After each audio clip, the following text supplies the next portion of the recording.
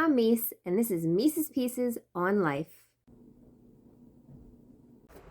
Stay-at-home mom versus working mom. The age-old question of what to do when you become a mother.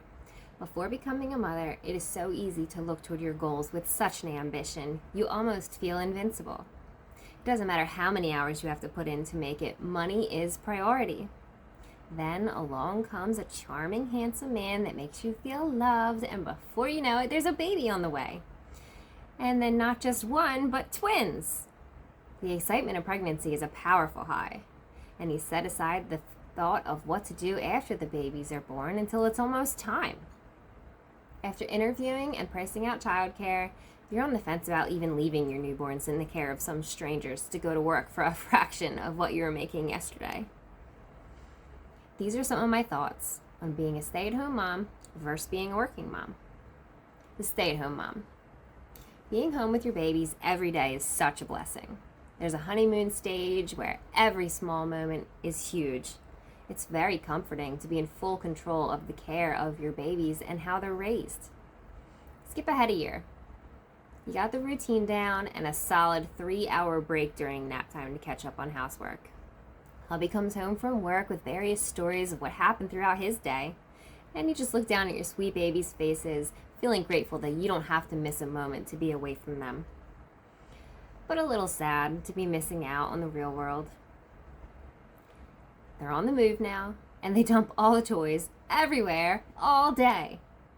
It doesn't seem like there's a moment of productivity because even after you clean up during the nap time break, it's undone within minutes of their little eyes opening. The laundry, the dishes, the wasted food, it adds up, and the discouragement sets in. Taking the babies out is physically exhausting, but staying in the house is mentally exhausting. Now you're going through the motions of what you absolutely have to do without the extra energy you had last year, because although you're not at a paying job, you're still working full-time at home to make up for that. The babies absolutely love you, and you know they've been safe, nurtured to your satisfaction, and loved for all their life. There's truly not a better feeling than that. You've been out of work for a couple of years, which halts progression of your position, but these are honestly years you'll never get back. After they start school, you'll find a job like you had, and they want to pay you a little less for being out for so long, but that's okay. You'll never regret choosing what you feel is best for your children. The working mom. After the babies are born, you take 6 weeks to recover from the birth, get to know your new little creations, and then the real world comes rushing back. You wake up extra early every day to prepare them for the caretaker. You go about your regular career path during the day and come home to little bundles of joy in the evening.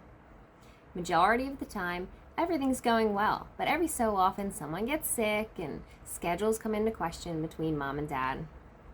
What's that rash? Was the sitter not changing them? You know you could pay more for better care, but it's just out of the question financially. Being in a new double role and paying for childcare makes you want to rush into a higher paying position to compensate for the lost wages, which leads to added pressure and stress. Sometimes this comes home with you and then you feel guilty for not being the best version of mommy because you can't shut work off. Somehow the kids don't hold it against you.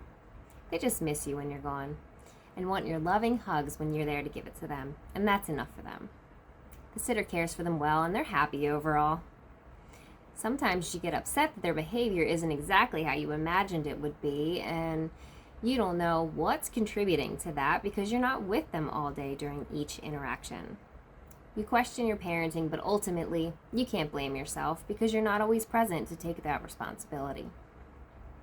Since you were able to continue to pursue your goals and push through, by the time they're in school, you have a better position in the company or you're set up to be in one, and the kids are socially adjusted, and your hard work has paid off for your career. At the end of the day, staying home and working both carry full weight of pros and cons.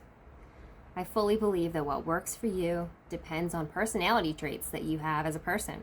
Are you patient enough? Are you happy enough to be a good example? Will you regret missing these irreplaceable years?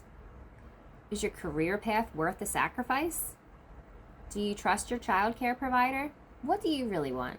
Is it financially possible to stay home?